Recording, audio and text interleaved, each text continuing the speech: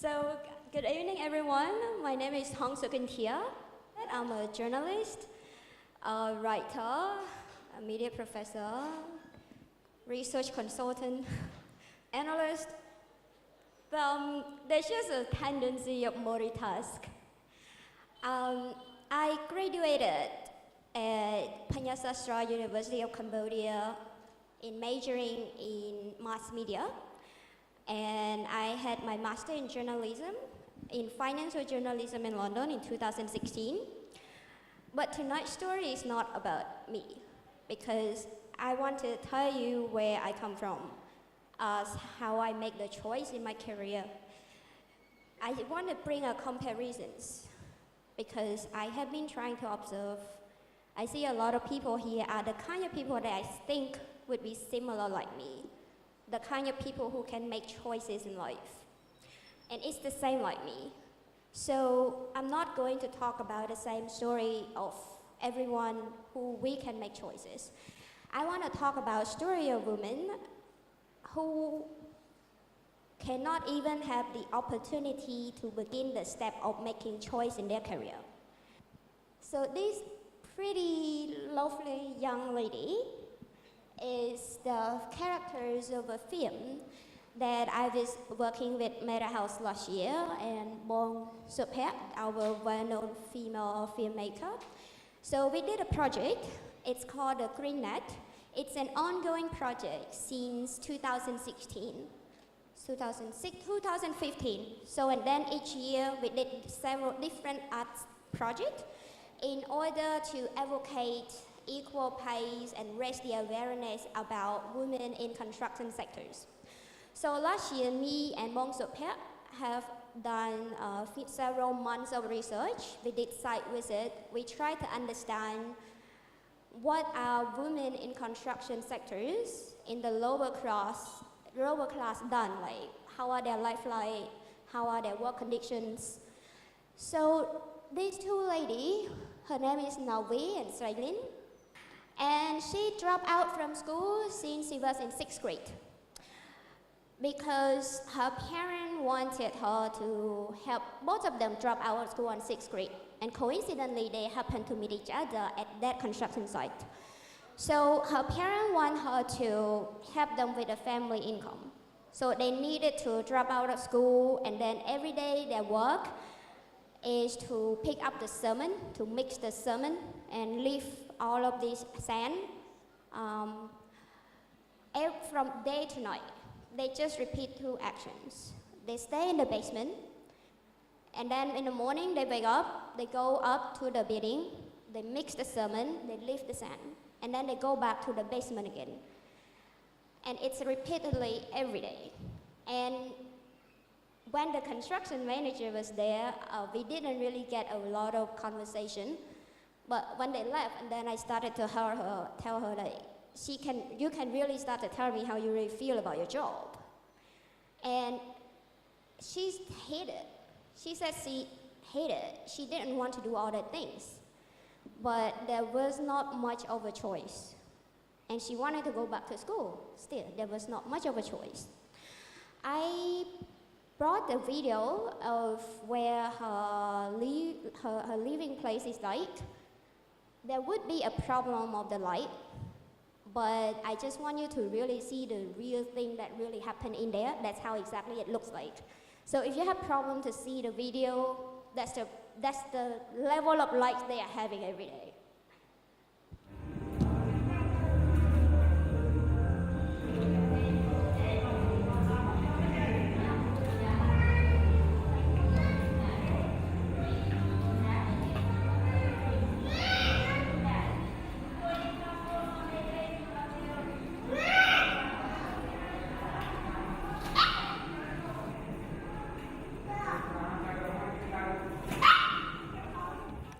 It's very dark, right? Our filmmaker was like, she stayed there for like 30 minutes, and then she needed to go up to breathe. There was no air. And most of the workers live there because they need to save the money on the accommodation. And it's free water, free electricity, but it was really dark. And it was like basement, you know, there's no air, there's no window. So that's the first story of my first character, somebody who's not happy. But then you see this smiley young lady, you can tell. It says a lot about her life story through her smile. Her name is Devi. She's also 18 years old. She also dropped out of school 2 years something before she started to work in the construction site. And then I was asking her the same question, are you happy with your job? And she said, yeah, I'm very happy. Do you want to do it forever?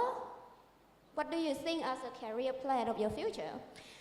And then she said, my dad told me, I don't need to go to school. I don't need to learn the skills in construction to boost my career. I just need to get married, and then I can work in the factory as a garment workers. So, yeah, she's happy. But in my opinion, it's a level of happiness that you don't need to know more what you want. So you can just be happy in that level. It's really okay. It's really okay. But if you look at it, like, this is only the two story of a young woman that work in the construction sector because of the booming of the industry. But the problem we really bring into the documentary, which is what our finding in line with NGO Care that they did a research in 2016, they found out that with the booming of the construction sectors, they recruit more and more women. But these women oftentimes have a hard time to get promotion. So they can only work in the basic level of the construction job, like mix the cement, lift the sand. And they, in average, most of them, it's the same research, the same finding of what we found out and care. Most of them just get at least 20 to 40% lower paid than male construction worker doing the same kind of job. So we were asking the construction workers, the construction managers, because everyone like, how much you pay your female worker? How much you pay your male worker? They all said the same thing. And why is female construction worker got less paid? And then they said, because male construction worker tend to be able to be more productive, or because they're women. So I wouldn't say everything in the film, otherwise I spoil the bean. You should also find an opportunity to watch it. So that leads to the third subject of my film, Miss Chok Yun. She's a different level of, she has a different level of understanding of her rights compared to the previous young lady, because she's been working in this industry for like 6 years. She's in her late 30s, and she's aware of everything that really happened, that she works the same thing, she always gets lesser paid. And most of her protests to the construction managers always get back to the same thing. In Khmer, they said like,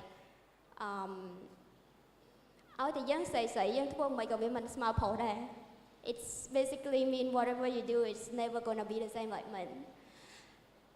So, but she's a different story, she's willing to make a change by being the activist like me, trying to tell the story and really stand up to talk about it.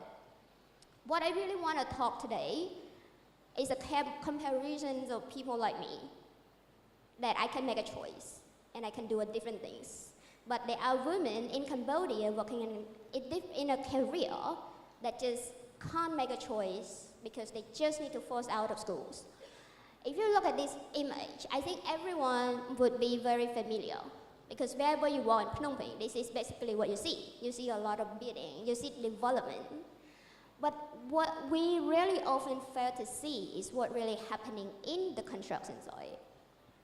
Especially these women. They need to bear with the burden, not only at the work to do the male-dominated career.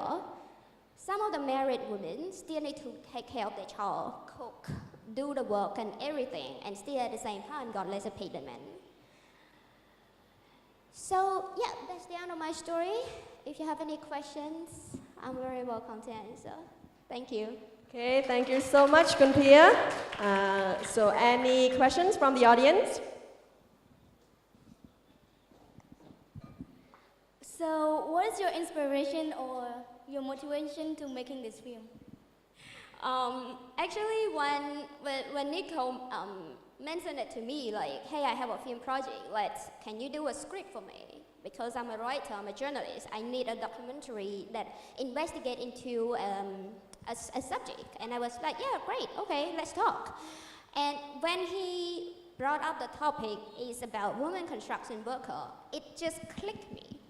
Because when I was a journalist, I am already cover extensive subject on women, especially the problem. I tend to have a preference to look into the story that being ignored or the hidden subject. And I have already had a research when NGO Care did their study release. So it's more like a further look. Because it's not easy to get into a construction site. They are not happy letting you seeing all the things. So it's more like something I feel personally relate, and the best way to really make use of my skills, contribute into what matters to anybody else.